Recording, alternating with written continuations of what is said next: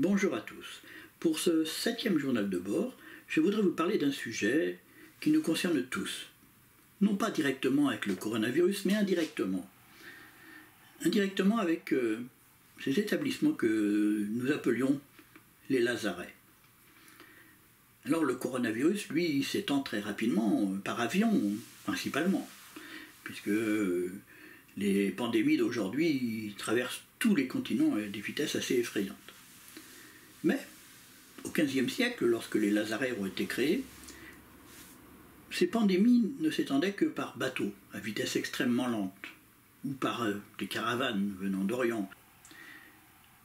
Au XVe siècle, le premier État à avoir créé les lazarets fut la République de Venise. La peste sévissait alors dans la ville.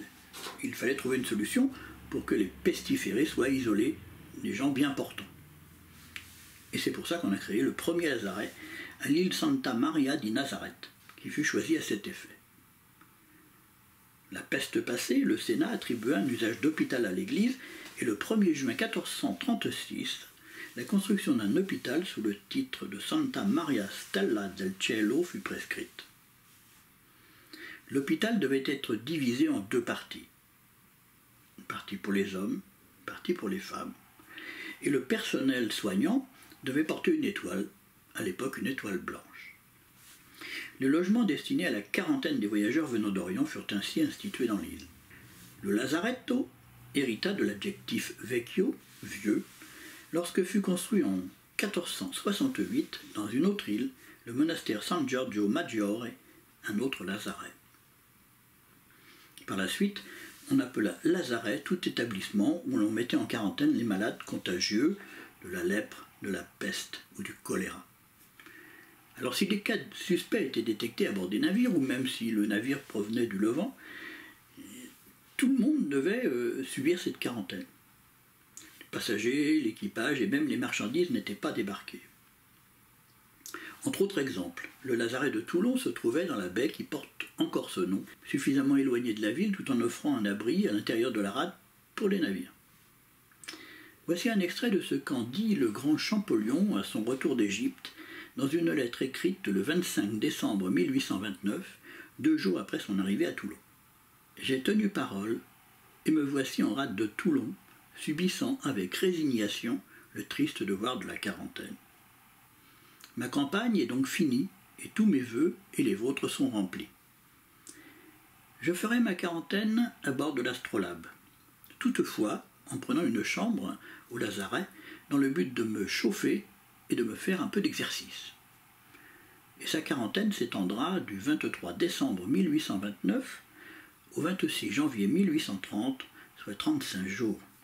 Nous sommes loin des 14 jours de quarantaine imposés à nos ressortissants, rapatriés de Chine ou même à nos marins du Charles de Gaulle. Alors les lazarets n'existent plus. Mais il y a encore des bâtiments sur nos côtes. En Bretagne, vous avez le lazaret de l'île Saint-Michel dans la rade de Lorient. Le lazaret de l'île Trébéron dans la rade de Brest. En Corse, le lazaret d'Aspreto à Ajaccio. Le lazaret de l'archipel des Sanguinaires. En Normandie, le lazaret de la rade du Hoc au sud du port du Havre.